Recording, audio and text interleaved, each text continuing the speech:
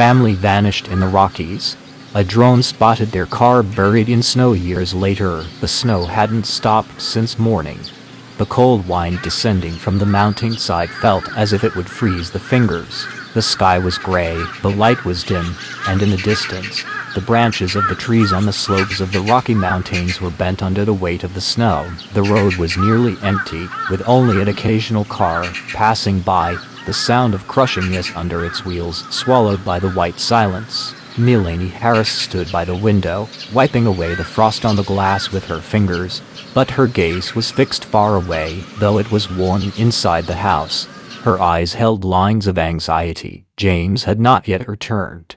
There had been a snow warning since the morning, but they had thought he would finish his work in the city and be back by the afternoon. Now, afternoon was turning into evening. The light in the sky was growing dimmer, and there was no phone signal. Their 80-year-old son, Ethan, sat on the sofa wrapped in a thick blanket, watching cartoons on TV. Every so often, he would glance at his mother, as if trying to understand if everything was all right. Melanie had wanted to say nothing, but whenever she spoke, an unintentional strain lingered in her voice. The road outside slowly became covered in snow. The neighbors were moving their cars into their garages. Somewhere in the distance, a chain-fitted snowplow was clearing the road, but such machines couldn't reach the higher parts of the mountain. That was where James's car had gone. As the afternoon light faded, Melanie decided she could wait no longer. She put on her coat, boots and gloves and took the car keys. She told Evan keep the door locked. I'll be back in an hour, but that promise would ultimately not be fulfilled. She started the car, the engine's sound sending a puff of smoke into the cold air. She slowly drove onto the road, but after a few miles, she understood how deep the danger was. The snow was falling so thickly that she couldn't see more than 10 feet ahead. A warning was playing on the radio. The snowstorm in the northeast of the Rocky Mountains is intensifying. Refrain from travel. But she didn't stop. Suddenly, a faint gleam of headlights appeared in the distance. She slowed down, and as she got closer, she saw a dark blue SUV tilted on the side of the road. A pile of snow had already covered half of it. The car doors were closed, and it was impossible to tell if anyone was inside. Melanie stopped her car and got out. Her breath came out weak in the cold air, and the sound of the snow under her feet was sharp. She went to the SUV and wiped the glass. It was dark inside, but the keys were hanging in the dashboard. There were no snow marks on the seat, meaning the car probably hadn't been there for long, but there was no sign of any person. She called out a name, James. The sound echoed in the mountains and then faded into the silence of the snow. Suddenly, a gust of wind threw snow particles against her face. She bit her lip, returned to her car, and continued down the road. A few miles later, the road climbed higher, and after a bend, there was an open space on the mountain's edge. But what she saw there made her stop. The road was completely blocked. A wall of snow stood before her. It was impossible to go any further. She turned the car around and started to descend, but it felt like something wasn't right. There were small footprints on the snow, human footprints. They led towards the trees on the side of the road. A mix of curiosity and anxiety pulled her in.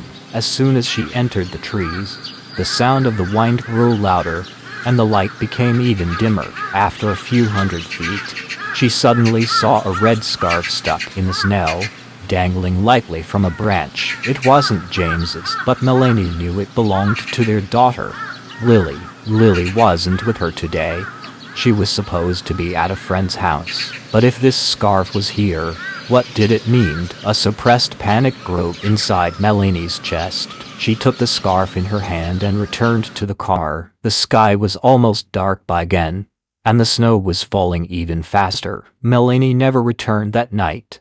The next morning, neighbors noticed that the Harris family's house was empty. The door was locked, but the lights were on inside. A half-eaten breakfast on the kitchen table, a glass of milk, and Evan's blanket lying on the sofa all were testaments to a life suddenly interrupted. The police came and a search began. The snow-covered roads, mountain paths, forests, they searched everywhere, But no trace was found, only that dark blue SUV was found, slowly being covered by more snow. Years passed. Winter came and went, but the Harris family never returned. The townspeople slowly forgot their names, remaining only in some old newspapers and online forums. Some said they had run away for some secret reason. Others said they had died in a mounting accident, but there was no proof. Then, one winter afternoon, a few drone operators were filming footage in the local mountain area. As the drone flew over a vast white expanse in the snow and moved towards a remote valley, the camera captured something strangely, slightly raised shape under the snow, clearly man-made. As it got closer, it was clear it was a completely buried car. The color was barely visible, but the shape looked like an SUV. The drone footage went viral on social media. Within hours, local authorities arrived at the scene. The layer of snow was almost 6 feet thick, and it took time to dig. Slowly, a piece of metal emerged, then a windshield, and finally, the license plate hidden under the snow for years. The name became clear: the Harris family. The snow had begun to melt, but the mountain top was still covered like a white sheet. The rescue team members' breath turned to misty clouds in the cold air. Shovels and machines worked together, and the moments were captured on camera for the news channels. Lucas Renner, the local sheriff, stood at the front. His eyes showed only focus on the job, but deep inside, he felt a kind of unease. 5 years ago, the responsibility of finding this very family had been his, and he still carried the burden of that failure. As the layer of ice was slowly removed, the dark blue color became more distinct. An old sky rack was stuck to the SUV's roof, with snowflakes still glistening on it. The windows were frosted from the inside, and it was dark within. A rescuer wiped the glass with a gloved hand to see inside. Within seconds his eyes widened, and he called the sheriff. The sheriff walked over and looked through the glass. Inside, a man was in the front seat, slumped over the steering wheel. His face was frozen solid, but the features were recognizable: James Harris. In the back seat was Melanie, her head tilted to one side, a blanket near her hand, and inside the blanket, in the middle seat, was Ethan, eyes closed, his small hand clutching his mother's coat. A silence fell over the area. Only the sound of the people breathing in the snow could be heard. Some whispered, some bowed their heads. The 5-year search had ended today, but the answers were still unknown. The car was slowly pulled out. The wheels had become firmly stuck under the snow over time. The metallic sounds and the crunching of ice created a strange, chilling tune. As the car was brought out, camera flashes went off all around, but the sheriff raised his hand to stop the journalists. "This is not a show. This is a family's spinal journey," he said in a somber tone. The car was loaded onto a truck and slowly taken towards the town below. On the way, the sheriff's mind kept returning to the memory of that night: the storm warning, Melanie's broken voice on the phone, and the empty house the next day. He couldn't have imagined then that the family was so close, under the snow, yet hidden from everyone's eyes. As the news reached the town, people began to gather. Some lit candles, others left flowers. Old Mrs. C. Clark, who once used to teach Ethan, held his picture with a trembling hand. "He always used to smile," she said. "I never thought his story would end this way." The car was taken directly to the forensic lab. Technicians carefully opened the doors, and the internal temperature was slowly raised to avoid damaging the bodies. Every item was placed in separate bags: Melanie's scarf, James's wallet, Ethan's toy car. A half-eaten candy bar still lay on the dashboard, as if time had stopped at that very moment. The forensic report revealed that they had likely lost their way, gotten stuck in a wall of snow, and tried to get out, but the cold was so intense that survival was impossible. But in a corner of the report, there was a small note. A small notebook was found at the very back of the car, under the floor mat. The pages of the notebook were written in a trembling hand. The first page read, "If anyone finds this, know that we are trapped here. The snow isn't stopping.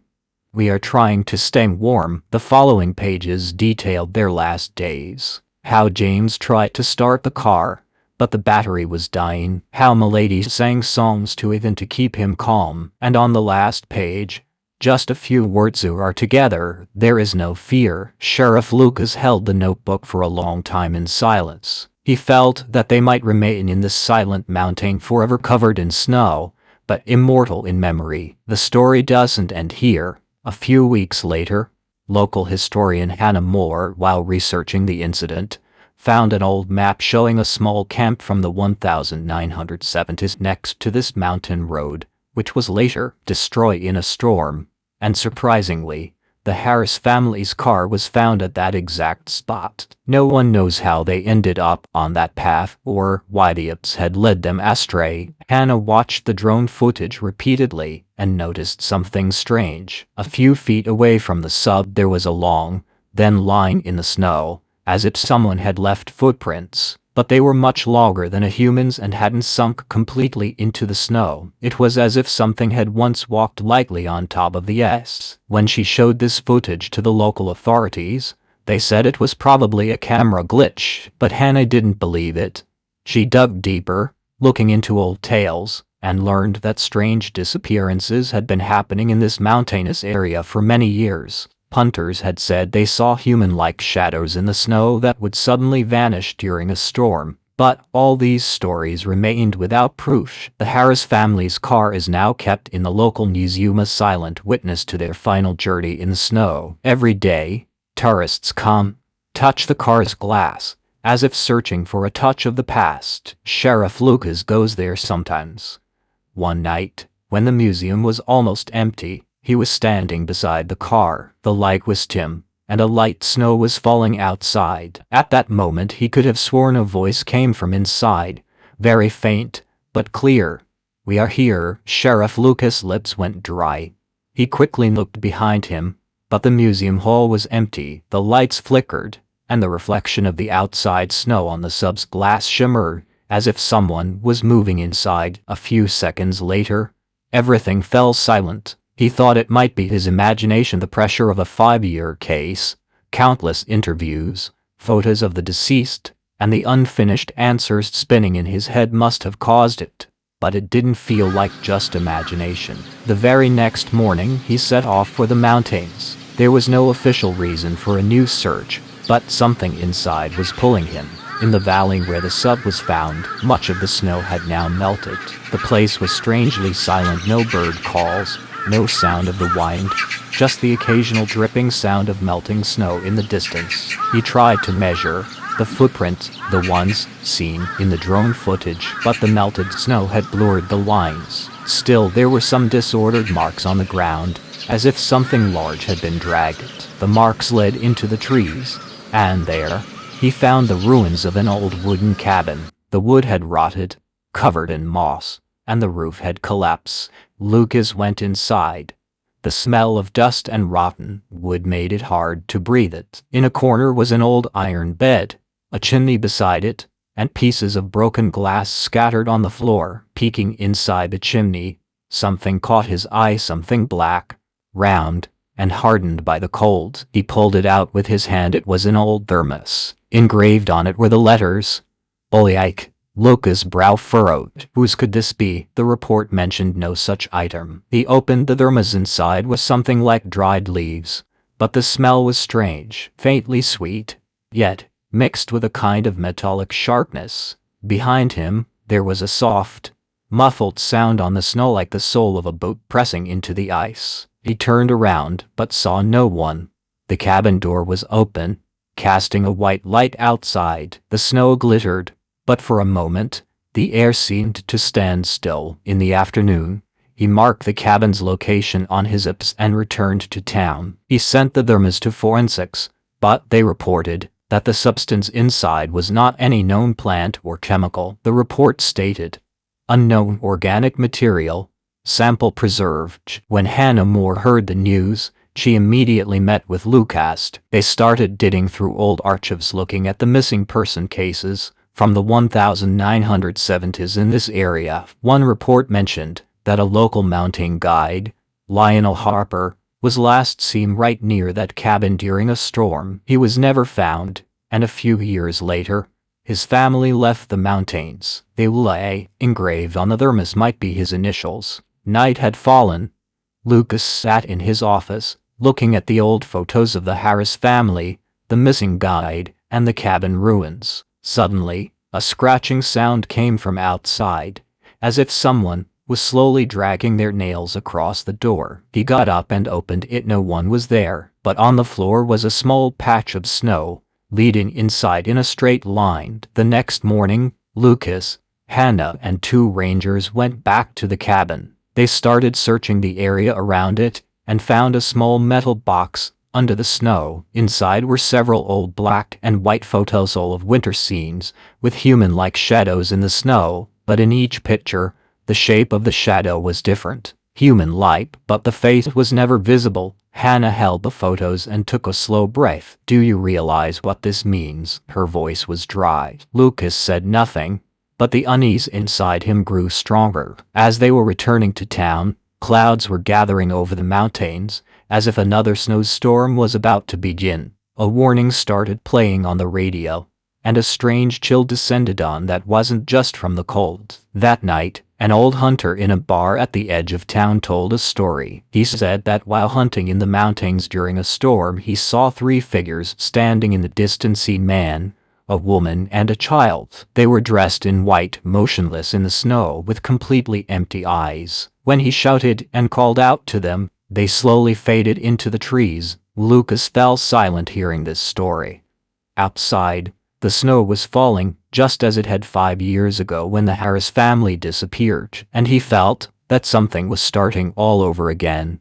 In the very same way, James would never have been able to forget the night of the storm. Had he survived, the sky was breaking, and particles of snow in the wind cut at his cheeks like sharp glass. The radio's sound eventually faded into the roar of the wind, and the car's headlights showed only a white wall, snow and thaw. The engine's sound would sputter occasionally, as if the cold were sucking the life out of it. In the passenger seat, Melanie had wrapped it in a blanket, but her lips were trembling, her cheeks red from the cold. She looked at James and asked, "Will we be able to go back?" James said nothing, just focusing on the road. But inside he knew they were lost. The apps showed a narrow road, but it was now buried under the snow. Suddenly, the car jolted as the front wheel fell into a ditch. A loud metallic clang rang out. James slammed the brakes, but the wheel just spun, throwing up snow. He realized the car was stuck. As soon as he stepped outside, the cold hit him so hard that it was difficult to breathe. He looked around. The trees were dense, and it was impossible to tell where the road began or ended. Just then, he saw a faint light in the distance, as if coming from a window. Melanie opened the window and said, "Do you see that?" James nodded. They decided to leave the car and head towards the light. Carrying it, then they began to walk through the snow. The wind was so loud they couldn't even hear their own voices. As the light grew closer, they could see it was an old cabin. A lantern-like light was burning in the window. The door was slightly ajar. As they entered, they felt a wave of what seemed like warm air, but there was no fire in the hearth. Still, the cabin didn't feel cold.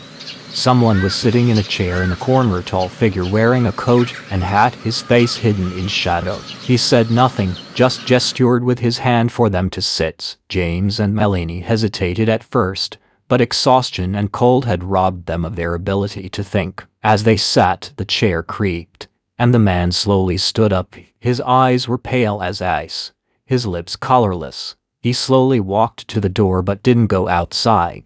He just stood there as if on guard. Evan climbed down from his mother's lap and picked up a toy from the floor, a small wooden car, old but intact. Melanie took the toy in surprise. Written underneath was a link. As the night deepened, it felt as if time had stopped. The storm raged outside, but inside the cabin, the sound was muted. James tried to check his watch, but his wrist was bare. The watch was gone. Melanie then noticed that her wedding ring was also missing. They couldn't remember when they had taken them off. Suddenly, the lantern's light went out. A deep darkness fell over the cabin. When the light returned, the man in the chair was gone. In his place was an empty space, and on the floor, were strange marks as if an animal had walked across the ice. The next morning never seemed to arrive. Looking outside, it was still night, but there were no stars. And when they opened the cabin door to leave, they found only a white void, no trees, no road, no car, just snow and an endless silence. James told Melanie they had to get back to the car, but no matter how far they walked, the cabin door would reappear before them. It was as if they were trapped in a maze. He then was crying, his face hidden in his mother's neck. But no sound came out from Lee. His lips trembled. It was probably then that they understood there was no way back. Melanie took out her notebook and began to write what would later be found inside their car. For the last time, they sat inside the cabin, holding each other, as the sound of the storm outside faded away, and a strange warmth spread within them, a warmth not of life, but one that brings peace before the end. Years later, when Lucas stood in that cabin, he felt as if the breath of that night was still trapped within its walls, and perhaps if someone were to come here on a stormy night, they would see that light again, and then they would never return. Sources that deep silence, buried within the snow, seemed to be breaking today. As soon as the drone footage was received, a small convoy of the rescue team and rangers set off at 6 in the morning. The sunlight had not yet slanted across the mountain slopes. There was only gray fog and damp, cold air all around. The mountain roads were covered in snow overnight, so snowmobiles and vehicles with special tracks were being used. Their target, that small black figure captured by the drone, which had not been detected in satellite images for the past 5 years. As they neared the location, the first thing they saw was a metallic glint under a massive snowdrift. Hours were spent with shovels and heat-melting equipment. As the snow began to melt, the old cell appeared black, with white streaks of ice on the windows, its body bent under the pressure of the snow. Deputy Mike Harris, standing nearby, said in a low voice, "This must be the car." No one said anything, just slowly moved forward. The car door was difficult to open at first, stuck together by frozen ice and rust. After some effort, when the door opened a crack, a cold smell spread around like a freezer opened after a year, mixed with the musty scent of old leather seats. Inside, a man was seen in the front seat, his head resting on the steering wheel, wearing a thick jacket, but now only dry bones and some scraps of fabric remained. In the back seat, a woman sat still, clutching a child in her arms, as if she didn't want to let go even at the very end. Scattered around them were blankets, some dry food packets, and half-empty water bottles. The forensic team quickly arrived and cordoned off the area. Their initial assumption: they were trapped in a severe snowstorm one December night. With no mobile signal, there was no way to get help. Getting out of the car meant risking death, so they tried to stay warm inside, but after a few days, they all died from the cold and lack of oxygen. The rescuers carefully removed the bodies. A silence fell over the mounting air for a moment. No one was speaking. Only the muffled sound of boots on the snow could be heard. Journalists with cameras and notepads captured the scene from a distance, but this moment seemed to belong only to the rescuers, silent tribute to a lost family. Over the next few days, the investigation team traced the family's final journey. Their car had set off from Denver, Colorado, heading to a relative's house in Wyoming. Records showed they had taken a shortcut through a mountain road, which is often closed in winter. On the night of the storm, the road was completely covered, and the snowfall continued the next day. The snowdrifts that form in mountainous areas can remain in the same place for years, which is why their car had been invisible for so long. When the bodies were handed over to their relatives, they broke down in tears, but at least after so many years, they had answers. The media dubbed the incident the Rocky Mountain tragedy, and a local radio channel observed a minute of silence in their memory. By their grave now stands a small stone plaque which simply reads, "In memory of the Harris family, lost to the storm, found in the snow."